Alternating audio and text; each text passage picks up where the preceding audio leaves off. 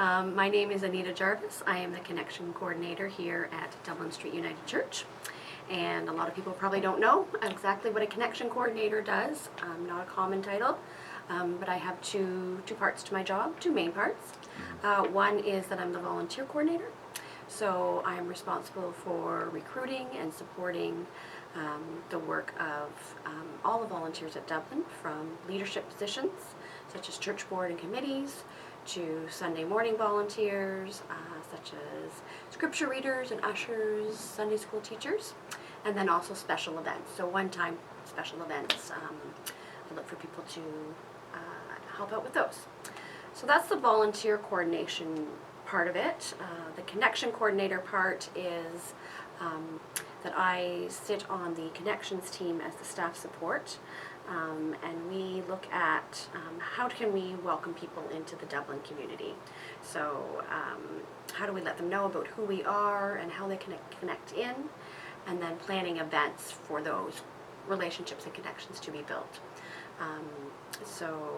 Sometimes that's trying to get new people involved, but we also organize events for people who have been here a long time, and sometimes we have people who've been with us a long time, but their life circumstances has changed, so they need to find new ways to connect in. So we try to meet all of those needs, and all of it is very multi-generational, so we're trying to look at providing opportunities for all ages. Thank you.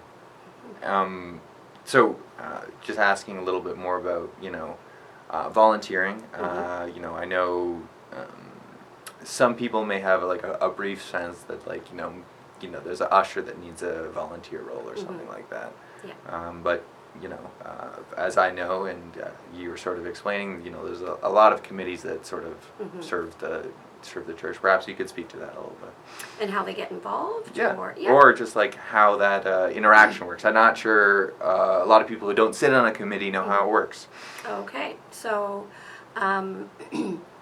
our annual meeting is in February, so committee roles start at that time. So usually in the fall and in January, we start looking at who's still sitting on committees and on the board, figure out what our vacancies are going to be, and then we can begin approaching people to join committees. So particularly for the chair's roles, it's an invitation piece, but that comes out of me throughout the year doing check-ins with people and learning about who they are and what their interests are. So I have some sense by the fall who might be a good fit for these positions and to extend an invitation to. But people are also quite welcome to express their interest to join the committee. So anyone that is interested or wants to know more about how to join a committee or what the committees do, I'm always available to talk to.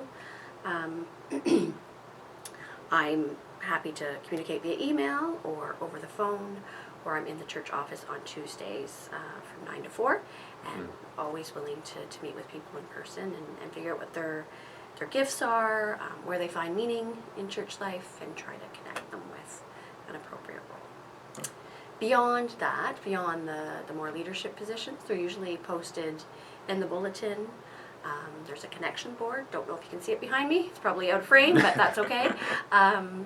Where people can sign up Sunday mornings, and usually periodically through the year I put an announcement and let people know that they're welcome to sign up to anything that's posted on the Connection Center board. And that's posted in the gym every Sunday. The hub, as they say. The hub, as it's called, yes. Yeah. Awesome.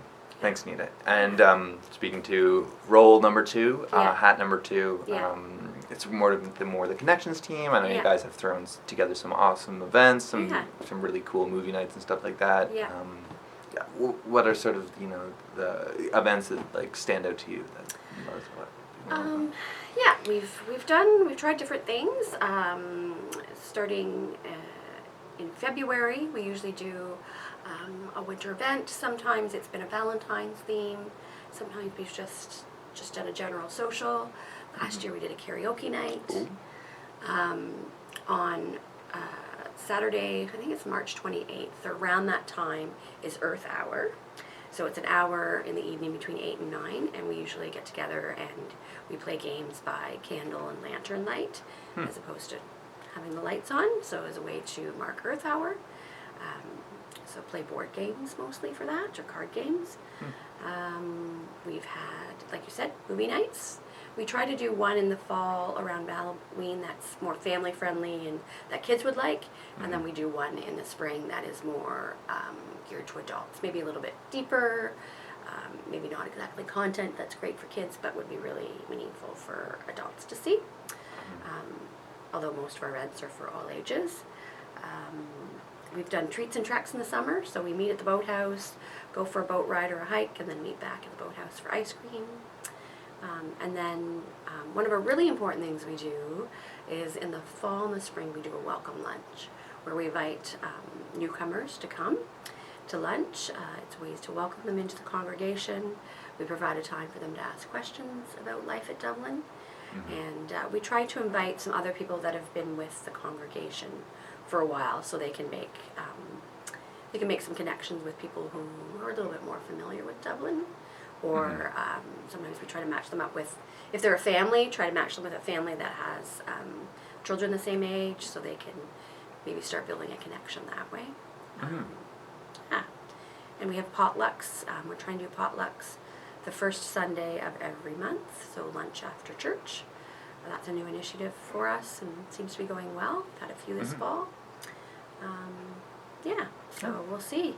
But we're always welcome to hear new ideas of what people want to do. Awesome. Yeah. Yeah. No, I still remember my first newcomers lunch. And it was an awesome time. So. Good. No, thank you for that. So, Anita, I guess the question is, less work oriented, and I'm more interested in finding a little bit about the person behind the connections coordinator role. Okay. Some of your hobbies and passions that exist outside of work. I love to hear about. Okay, well, I think I asked you once whether watching TV was a hobby, and I'm going to say yes. It is. So, that's everybody. I like Downton Abbey, binge watch that, The Crown, but do have a habit of getting onto series at Netflix and watching those. When I get recommendations from friends, but I'm not sitting on the couch all of the time.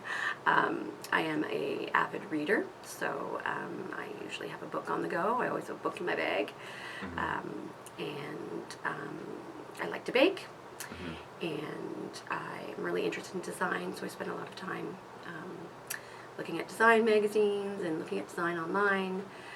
I like to go on the walking tours in Guelph just to learn about the architecture of Guelph. I like to be in the water, near the water, so hiking near the water or going for a canoe ride, although I'm not very good at steering the boat. I do still enjoy, anything on the water is good. Beautiful. And most importantly, time always seems tight, so spending time with family and friends is probably the best way I like to spend time.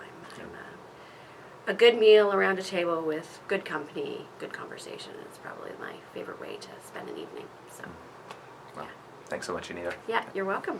Thank you.